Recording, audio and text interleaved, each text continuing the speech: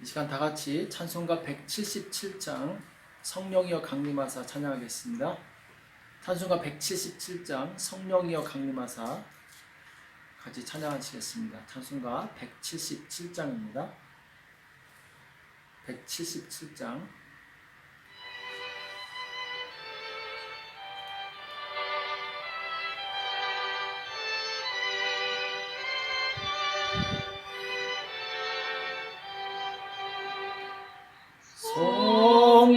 성령이여 강림하사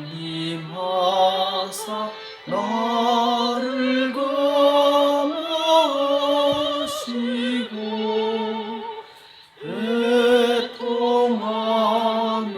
회개할 마 충만하게 하소서.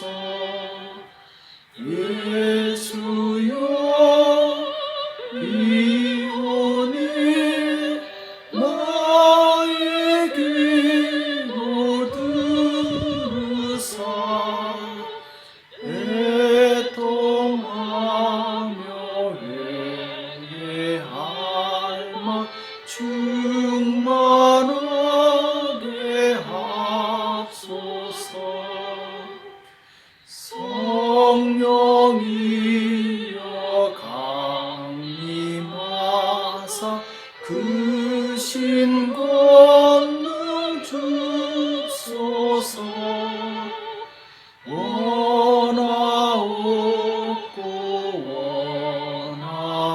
원하옵니 충만하게 하소서.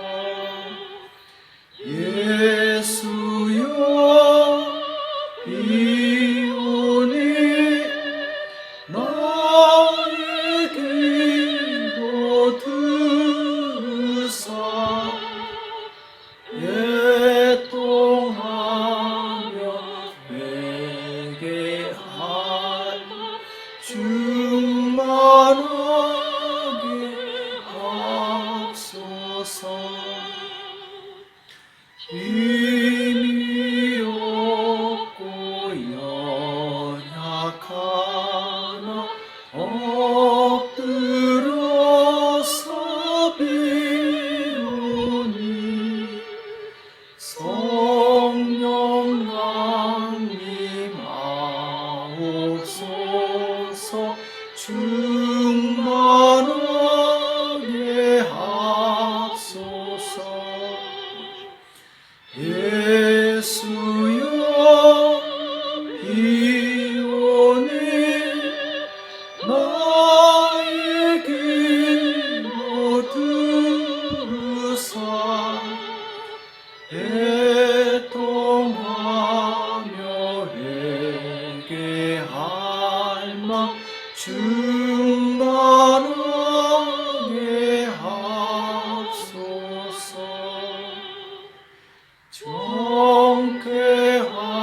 정쾌하고 위로하사 복을 받게 하소서. 충만하게 하시오니 무한 감사합니다. 예수여 이오니 나의 기도 들으사 애통하며 회개할 마 충만하게 하소서.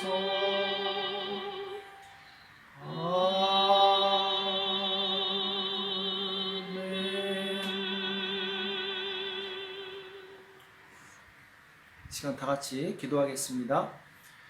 살아계신 하나님 아버지, 이 새벽에 저희들을 불러주시고 하나님 앞에 나올 수 있도록 은혜 주심을 감사합니다. 주의 성령님 우리 가운데 충만히 역사하사 주님의 뜻을 알게 도와주시옵시고 이 혼탁한 시대에 주님 빛이 되게 도와주시옵시고 세상을 밝히는 믿음의 그릇들 닫을 수 있도록 축복하여 주시옵소서. 지금 여러 가지 어려운 가운데 있을지라도 오직 주님만 바라보게 도와주시옵시고 깨어 기도할 때 모든 상황을 역전시키는 하나님의 능력을 경험할 수 있도록 도와주시옵소서. 오늘 우리에게 주시는 말씀을 듣기 원합니다. 우리에게 말씀하여 주시옵시고 깨닫는 은혜가 있도록 도와주시옵소서. 감사하며 예수님의 이름으로 간절히 기도합나이다. 아멘. 이 시간 다 같이 하나님의 말씀 사무엘상 31장 1절에서 6절 말씀 보겠습니다. 사무엘상 31장 1절에서 6절입니다. 사무엘상 31장 1절에서 6절 말씀을 우리 다 같이 한 목소리로 합독하도록 하겠습니다. 사무엘상 31장 1절에서 6절입니다. 같이 읽겠습니다. 시작.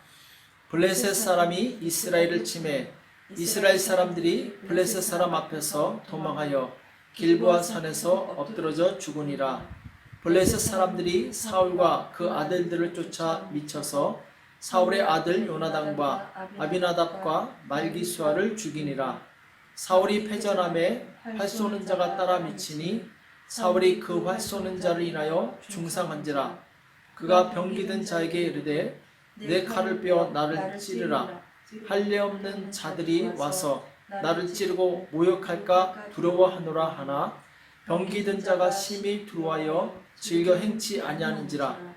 이에 사울이 자기 칼을 취하고 그 위에 엎드러짐에 병기든 자가 사울의 죽음을 보고 자기도 자기 칼 위에 엎드러져 그와 함께 죽으니라. 사울과 그 세 아들과 병기든 자와 그의 모든 사람이 다 그날에 함께 죽었더라. 아멘. 끝까지 성령의 감동으로 삽시다 라는 제목으로 같이 말씀을 나누겠습니다. 오늘 31장은 사무엘상의 이제 마지막 장이죠. 마지막 장에서는 이제 사울 왕이 전투에서 죽는 것으로 끝이 납니다. 사울 왕의 죽음은 그렇게 아름답지 못했죠. 오늘 본문에 길보아 산에서 블레셋 사람들과 전투하다가 이제 자신도 죽고 그 세 아들도 함께 죽는 내용이 나오는데, 자, 그들이 죽은 다음에도 편안히 이 무덤에 묻히지 못했죠. 오늘 10절에 보면은 블레셋 사람들이 사울의 머리를 베고 그 갑옷을 벗기고 자기들의 신당과 백성에게 전파하기 위하여 그것을 블레셋 사람의 땅 사방에 보내고 그 갑옷은 아스타롯의 집에 두고 그 시체는 벳산 성벽에 못 박음에. 참 안타까운 일이죠. 사울왕, 정말 이스라엘 최초의 왕이라는 그런 축복을 받았음에도 불구하고 사울왕은 그 끝이 좋지 않았습니다. 그 죽음이 그렇게 아름답지 않았죠. 근데 그의 아름답지 못한 이 죽음은 이미 예견된 것이었죠.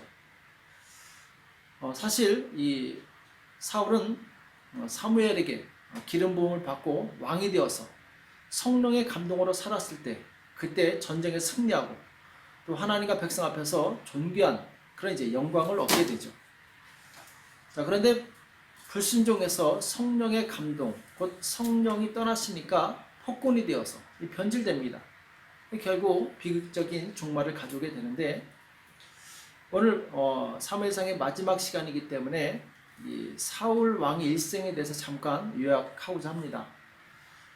사무엘상 9장에 보면은 이제 사울이 등장하게 되는데, 아버지가 잃어버린 이제 암나귀를 찾기 위해서 이 아들과 그 사환을 보내게 되죠.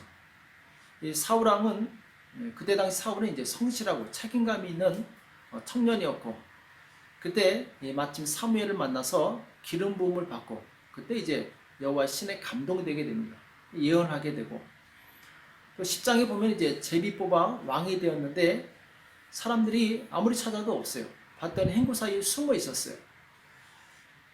그러니까 이제 사울은 굉장히 겸손했던 사람이죠. 또 11장에 가서는 첫 전투가 시작되는데 암몬 사람 나하스가 길르앗 야베스 사람들을 이제 위협합니다. 그때 이 소식을 듣고 사울이 성령의 감동됨으로 모든 이스라엘 백성을 모아서 암몬 사람 나하스를 쳐서 큰 승리를 거두게 되죠. 그때부터 이제 본격적인 왕의 직무를 수행하게 됩니다. 또 14장과 15장, 자 14장, 13장, 14장에서는 이제 요나단과 더불어서 블레셋과의 전투에서 큰 승리를 거두게 되죠. 자, 그런데 이제 이 사울의 전환점이 된 게 이제 15장입니다. 15장에서 어떤 내용이 나오냐면은 하나님께서 사무엘에게 암말렉 족속을 쳐서 진멸하라는 명령을 이제 사울에게 전달하라고 말씀하시죠. 그래서 사무엘이 사울에게 이 말씀을 전달했는데 안타깝게도 사울왕은 순종하지 않습니다. 살찐 것, 좋은 가축은 하나님께 드린다는 명목으로 살려두게 되죠. 이때 사무엘이 순종이 제사보다 낫고 듣는 것이 수양의 기름보다 낫습니다 하면서 이제 책망하죠. 당신이 하나님의 말씀을 버렸기 때문에 하나님께서도 당신을 버렸습니다. 이렇게 이야기를 하게 되죠. 자, 이렇게 책망받았을 때 이때라도 사울이 회개하고 돌이켰으면은 아마 오늘 31장의 말씀처럼 비참한 결론을 맞이하지 않았겠죠.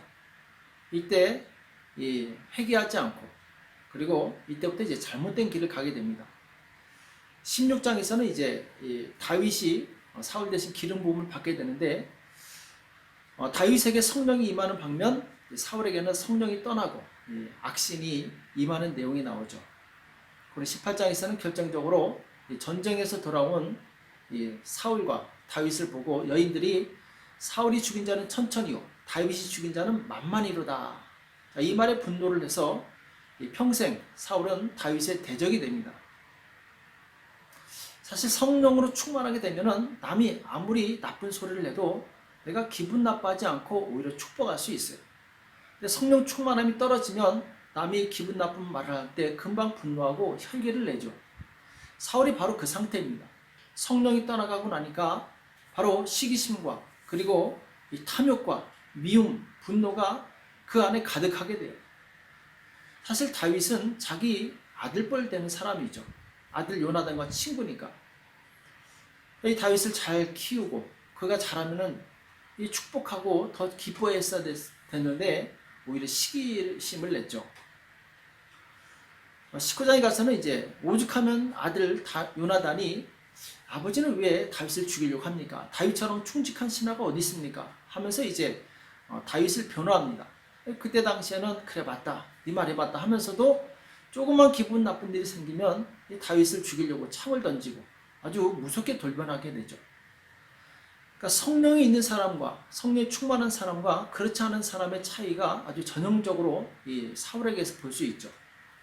그러다가 이제 22장에 가서는 이 사울이 아주 돌이킬 수 없는 큰 실수를 하게 되는데 하나님의 제사장 85명을 죽이고 그리고 그 성에 있는 그 제사장 가족들과 그리고 가축까지 다 진멸하는 아주 끔찍한 살인극을 벌입니다.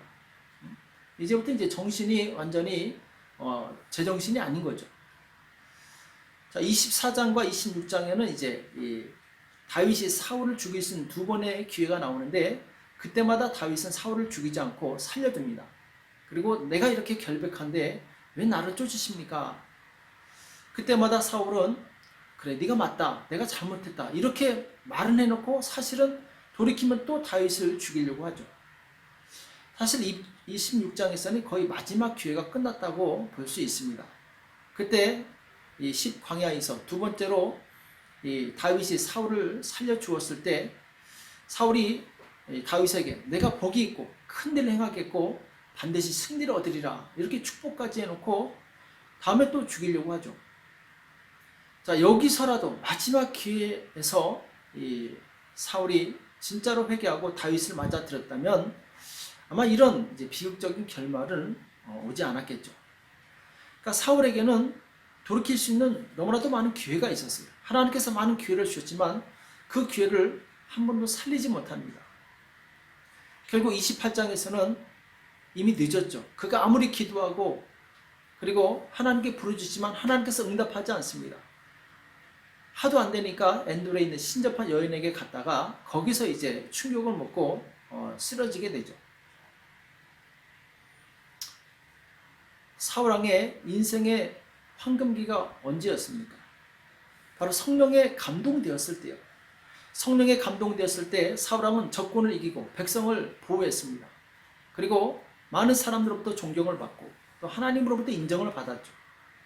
그런데 그가 불순종하면서 성령이 떠나고 악신이 그를 괴롭히면서 그 인생은 내리막길을 가기 시작해요. 우리가 성령으로 감동되었을 때는 성령으로 인도를 받지만 자기 생각으로 감동되면 성령의 인도가 끝나고 이제 자멸의 길로 가게 됩니다.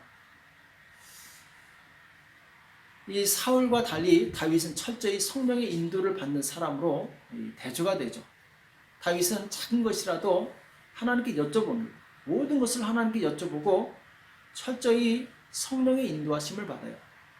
결국 다윗은 바로 높아지고 사울은 점점 낮아지게 되죠. 아마 다윗은 이 사울이 몰락하는 과정을 보면서 성령 받은 사람이 성령으로 인도받지 않고 성령으로 충만하지 않으면 이렇게까지 망가질 수 있구나, 이것을 보고 큰 교훈을 삼았을 거예요. 그래서 다윗 일생에 가장 두려워했던 것이 뭐냐면은 바로 성령이 자기에게서 떠나는 거였습니다. 시편 51편 11절에 보면은 나를 주 앞에서 쫓아내지 마시며 주의 성신을 내게서 거두지 마소서. 다윗의 기도인데 다윗이 가장 두려워했던 것이 무엇인지 알 수 있죠. 하나님과 단절되는 것, 주의 성령이 자기를 떠나는 것이 가장 두려운 일이었죠. 왜? 그렇게 되면 더 이상 자기 미래는 없기 때문에. 우리 하나님을 믿는 백성에게 가장 큰 축복이 무엇이겠습니까? 바로 성령께서 오셔서 성령께서 우리를 이끌어 가시는 거죠.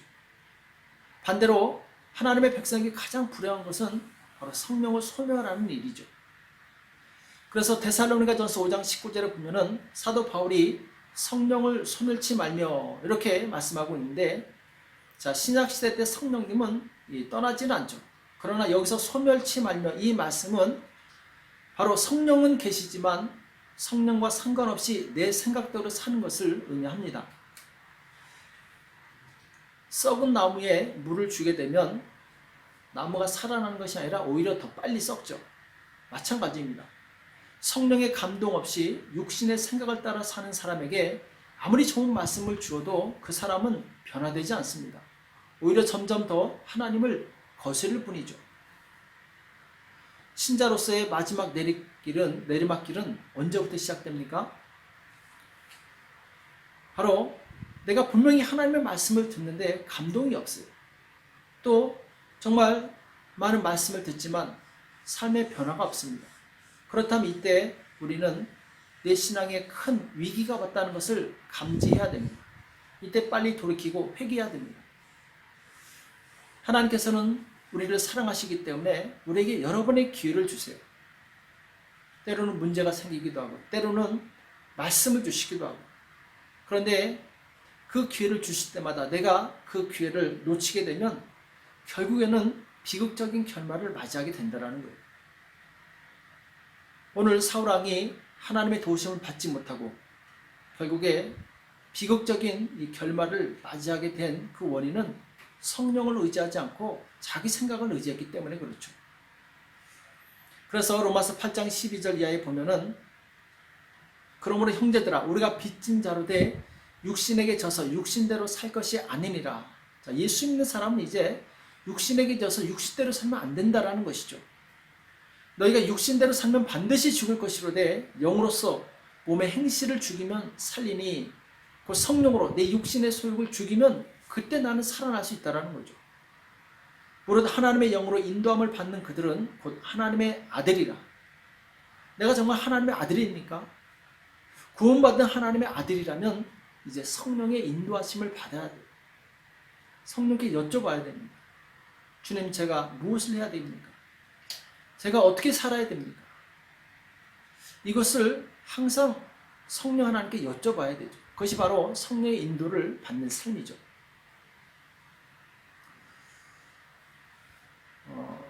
성령께서는 우리 안에 오셔서 끊임없이 우리를 가르치시고 바른 길로 인도하시는 분이십니다. 그래서 우리가 그 성령의 인도하심을 따라가면 축복의 길로 가지만 반대로 그 성령의 인도하심에 거스리고 불순종하게 되면은 나중에는 성령께서 침묵하시게 돼요. 자, 사울왕이 마지막에 아무리 기도해도 응답이 없습니다. 그 전에 좋은 기회 다 놓치고 마지막에 정말 발등에 불이 떨어지니까 그제서야 기도하지만 이미 늦은 거죠. 예수 믿는 사람에게 가장 두려운 것이 바로 이것입니다. 평상시 하나님께서 말씀하시지만 무시하다가 정말 내가 급할 때 하나님께 기도하면 하나님께서 침묵하실 때, 이때가 가장 두려운 거예요. 우리는 때가 늦기 전에 빨리 회개해야 될 줄로 믿습니다. 빨리 잘못된 길에서 돌이켜야 될 줄로 믿습니다. 그 말씀은 우리를 살리는 생명의 말씀이에요. 하나님께서 심판하시기로 작정한 그날까지 가면 안 됩니다. 그 전에 하나님께서는 충분히 우리에게 경고하시는 거예요. 그러나 그 경고를 무시하게 되면 나중에는 하나님께서도 더 이상 말씀하지 않죠. 그냥 심판을 행하게 되죠. 자, 오늘 이 사울과 그 가정의 비극적인 종말을 보면서 우리는 참 아쉬운 마음을 갖게 됩니다. 만약에 사울이 하나님께서 회개할 기회를 주셨을 때 회개하고 진짜 다윗을 군대 장관으로 삼아서 다윗에게 일을 맡겼으면은 사울 왕의 끝이 이렇게 비극적으로 끝나지 않았을 것입니다. 왜? 하나님께서는 다윗과 함께 하셨기 때문에 전쟁에서 반드시 승리를 주었겠죠. 자동차가 가다가 서게 되면 먼저 그 내부를 살펴봐야지 답이 나옵니다. 아무리 날씨를 탓하고 도로를 탓해봤자 차는 고쳐지지가 않죠. 바로 차를 살펴봐야지 차가 고쳐질 수 있는 것처럼 우리 인생에 신앙생활 하는데도 불구하고 기쁨이 없고 성령의 감동하심이 없다면, 더 이상 말씀이 들려지지 않다면 이때는 빨리 멈춰서서 우리 자신을 점검해 봐야 됩니다. 자꾸 남 탓하지 말고 내 안에서 무엇이 문제인가를 점검했을 때 우리는 오래 달릴 수 있는 거예요. 만약 문제가 있는 자동차를 계속 탄다면 나중에 큰 사고가 나겠죠. 내 안에 문제가 있는데 이것을 무시하고 계속 달려나간다면 나중에 큰 어려움이 올 수 있습니다. 그래서 우리는 하나님께서 경고하실 때 얼른 회개하고 돌이킬 수 있어야 됩니다. 내가 지금 성령의 감동으로 살고 있는가? 하나님의 음성을 들으며 살고 있는가? 내가 그리스도의 말씀 안에 살아가고 있는가? 이것을 항상 점검해야 됩니다. 점검해서 만약 잘못된 길로 가고 있다면 빨리 회개하고 돌이키시기 바랍니다. 혹은 잘못된 길로 가는 것을 알면서도 그 죄악된 길이, 잘못된 길이 편하기 때문에 그대로 사는 사람이 있습니다. 안타까운 일이죠. 그렇게 되면 결국 사울왕처럼 비극적인 결말을 맛보게 됩니다. 우리는 항상 성령의 감동으로 성령의 인도하심을 받으시기 바랍니다.